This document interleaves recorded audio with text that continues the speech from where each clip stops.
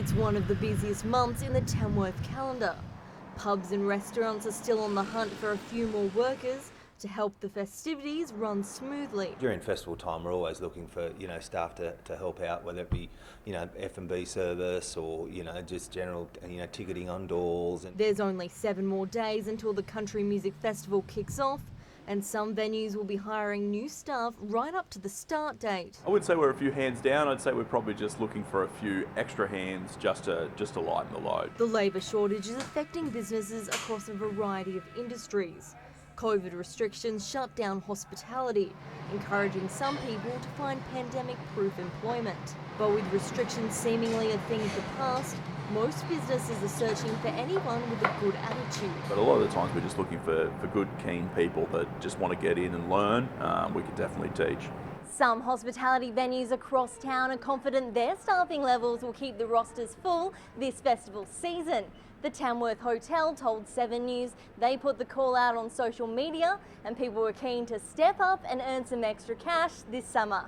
We're picking up pretty good numbers at the moment, so it's been good. This week we've had a lot of inquiry about positions, and we've filled all our rosters, so we're pretty happy. Tamworth's population is set to double over the next 3 weeks, and businesses in the service industry need all the staff they can get.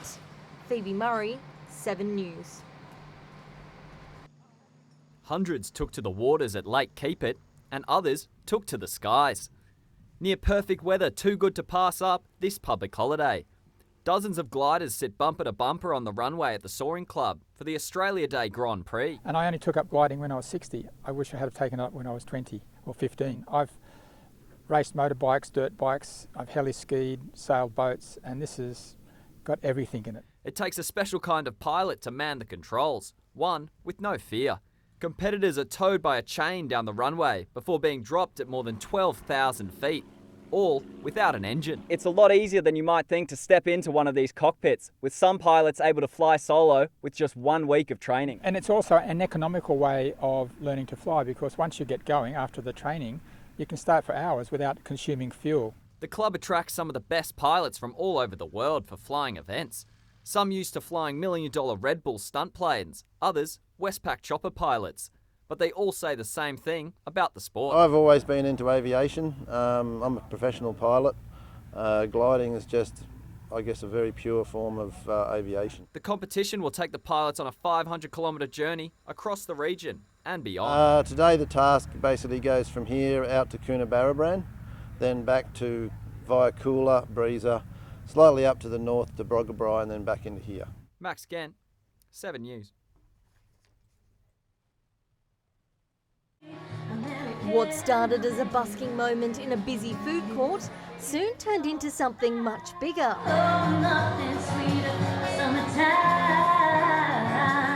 In the blink of an eye, a flash mob of 28 artists emerged from the crowd, a surprise for all shoppers around them. Here with my family, and we were just sitting here having lunch, and then they just came out from nowhere, so it was pretty good. Fantastic, loved it, we're here right at the right time, it was great.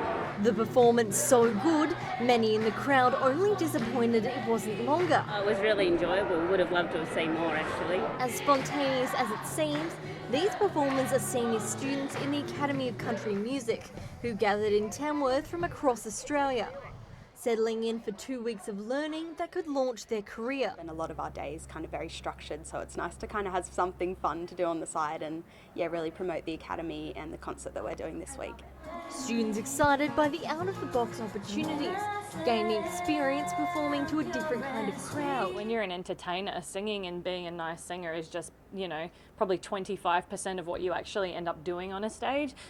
The rest of it is like connecting with the audience and performing to the best of your ability. Flash mobs are good. We've seen them all over the place, and everywhere you go they just invigorate the audience. Today's pop-up was just a taste of what this year's class can do as they prepare for their graduation concert on Thursday night at Moonshiners. Phoebe Murray, 7 News. Walker's neighbourhood centre left in ruins after a fire swept through parts of the building on Tuesday night. Devastating. It's devastating. So the kitchen's totally gone from smoke, fire. and water damage. Walker's fire and rescue teams were called to the venue just after 10:30 p.m. and managed to put the fire out. Police also in attendance set up a crime scene. An investigation is underway to determine the cause of the blaze. Furniture and appliances are not salvageable. Staff now left without a permanent workplace. We're a referral advocacy agency, so we help people in need. They can refer them to the right services. The centre provides a weekly play group and a food pantry every Friday. But today it wasn't able to proceed. Volunteers are usually busy cooking up meals for those in need, but now their well-loved kitchen has been destroyed. Very sad, and sad for everybody else. It's a major blow to the town. Quite a few people that would come in for food pantry, anywhere between 20 to 40 people on a Friday. We'd have little cakes and everyone was able to chat and come and relax and just talk without being judged. However, the tight-knit community have thrown their support around the staff. Some businesses even offering up alternative space for the centre's food pantry. We've got a camp kitchen and big grounds up there. I just offered a place for them straight away so they could actually keep the facility going. A vacant building on Fitzroy Street has been chosen as the new location, a temporary workspace until the old building is restored. Keys for the new location will be handed over sometime next week, but the Walker Neighbourhood Centre won't be up and running for several weeks. Rachel Holdsworth, 7 News. I'm trying to bring all the pictures. The gloomy Gold Coast weather wasn't going to rain on Cody Morgan's parade. Ezekiel's one. Horse Ezekiel taking out the Magic Millions Country Cup, pocketing Cody a cool $290,000. The biggest ever cheque for a Tamworth-trained horse. But the prize money's just gone through the roof over the last few years, and when I got told that, I started to think about it and thought, well, yeah, that's 290 in one race. It was a payday that almost never came for the veteran trainer. The rest of the Magic Millions rescheduled due to poor weather. Look, he's a horse that predominantly hasn't handled wet tracks previously. I think we're very fortunate that we were in race one for a couple of reasons. Obviously, they got called off, but also that's as good as the track's going to be. It's not all dug up, and he got through it. The Tamworth local earning himself 36 times the prize money he did last week. I think we won 8,000 at Glen Innes last Saturday when we won the cup, and it's a different feeling, and it makes you strive to race at that level. Cody believes you're only as good as your last race. He backed up quickly at Musselbrook with 2 runners up on the day. His attention will now turn to the Country Music Cup, with him and his staff entering a busy period of racing. They have it under control back here. I've been away for a week and stepped straight back into it, and without brilliant staff, it's near impossible to do. Max Gent, 7 News. Sparked by a lightning strike late yesterday, 12 RFS brigades were called to action. Now the blaze has burnt 62 hectares of land. Another 12 brigades. We'll have National Parks and Wildlife units there as well. We'll have 1 aircraft on it today. We have heavy plant that's constructing the control line around the outside of it. Located on Old Bundara Road, Woods Reef, rural fire service crews have been tackling the hotspots and embers in Woods Reef State Conservation Area, cutting down unstable trees and branches, limiting the chances of the blaze moving past the containment line. RFS resources are spread thin. Crews from the Tamworth district have been distributed to the Upper Moores Creek fire and another at Canamble. So even though we're working in our own district, we're still supporting Northwest and the whole of the state. Several fires in New South Wales have been ignited by lightning, a serious concern for authorities. We assume there'll be flights around to have a look if there's any lightning strikes that we haven't noticed yet. Today there were 3 total fire bans across the state, including the northwestern and Hunter regions. The danger rating remained high today, despite slightly cooler conditions, with Barraba reaching 31 degrees. Looking at warmer nights, but near average minimum temperatures. So, and we're supposed to see those conditions cool even further as we move towards the weekend. The blaze is currently under control. The drop in temperatures and calmer conditions are considerable help to RFS crews. They hope by tonight the fire will be under patrol basis, with just 2 trucks keeping a watch. Rain is expected over the weekend with cooler temperatures. But the heat's forecast to return towards the end of next week, and RFS crews are bracing for a busy month. We have some more days that could be challenging.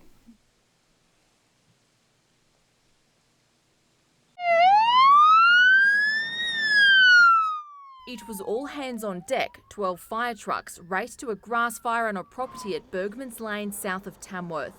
The flames racing across the dry ground as plumes of smoke billowed into the air seen from across Tamworth. But it was two homes with one family inside that had firefighters most concerned. Flames were in exceed of 3 metres and also with some property then being impacted. Police closed off the road and redirected traffic on the New England Highway.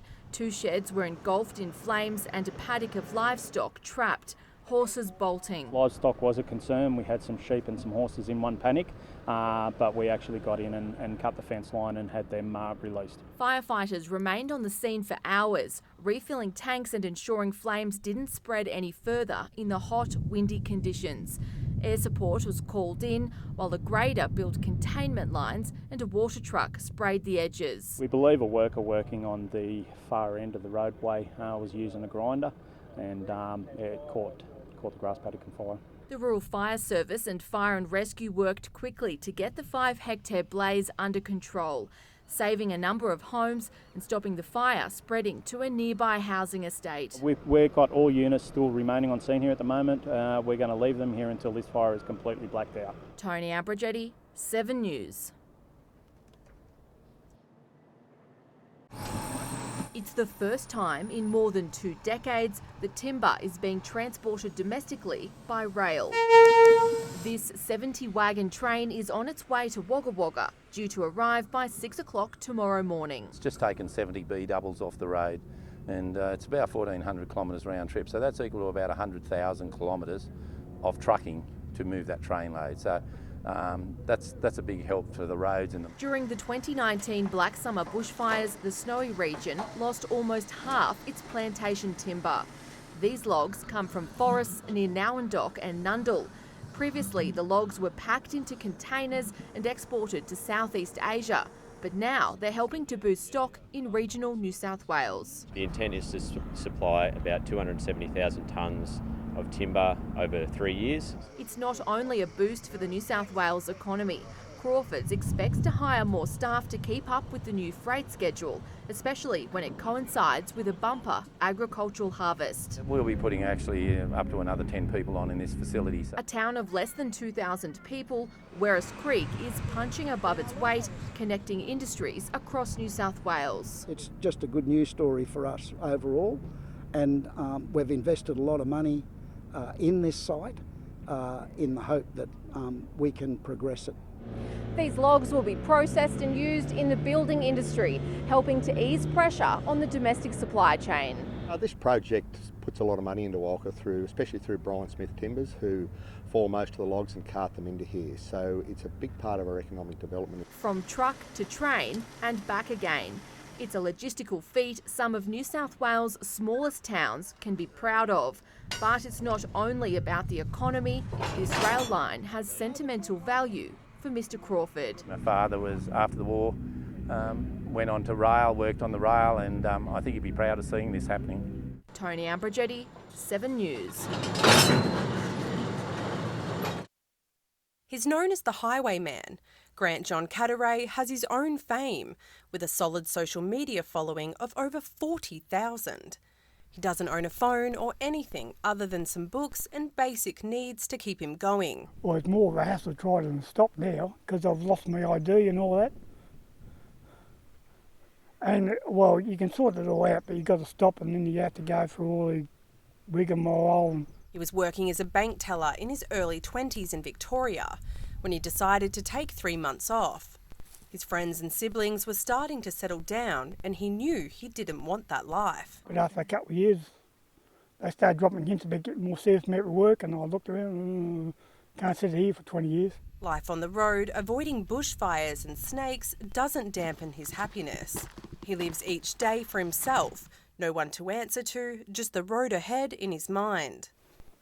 Don't think about it. But there's anywhere and kids and whatever. They got bills. I don't have to worry about my footwear. Surviving off the land, John is always happy to get help from strangers passing by.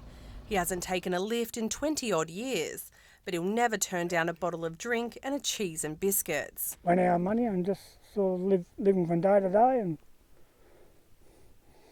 and I got famous. Olivia Babb, 7 News. There's one sport that gives Armidale's Ella Rose Carson plenty of reasons to smile, and for good reason. The teenager has earned a place on Team Australia for the World Archery Youth Championships, an honour that's taken 10 years practice to achieve. The minimum qualifying score was one that I shoot very often in practice, but during the qualifying period I was struggling a lot. So once I finally got it, it was more a relief than excitement because I was really expecting to go.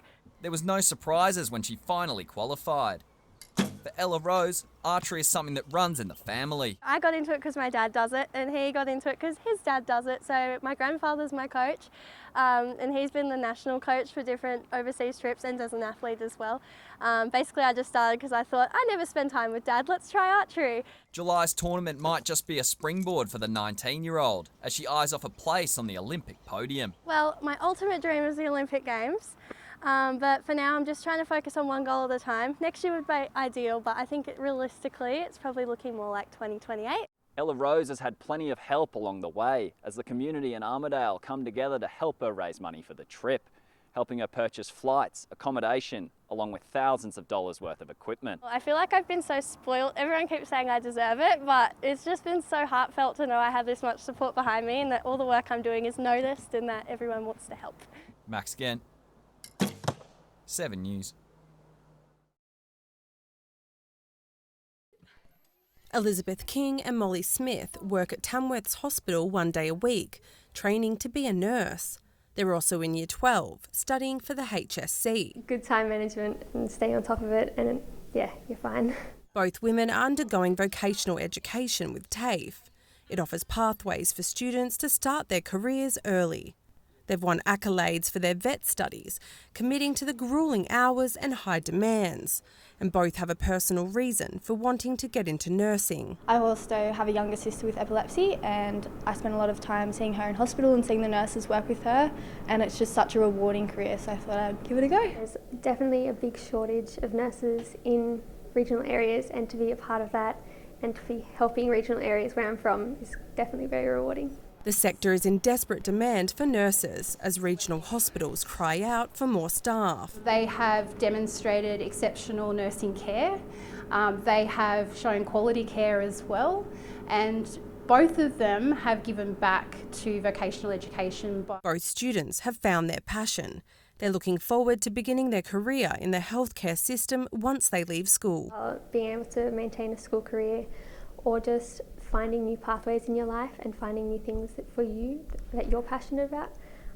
Yeah, I love TAFE so much. It's probably the highlight of my week. Seeing people's journeys, like I have had patients that have had like 9 months straight going from not being able to do absolutely anything to walking and talking again and leaving the hospital. Olivia Babb, 7 News.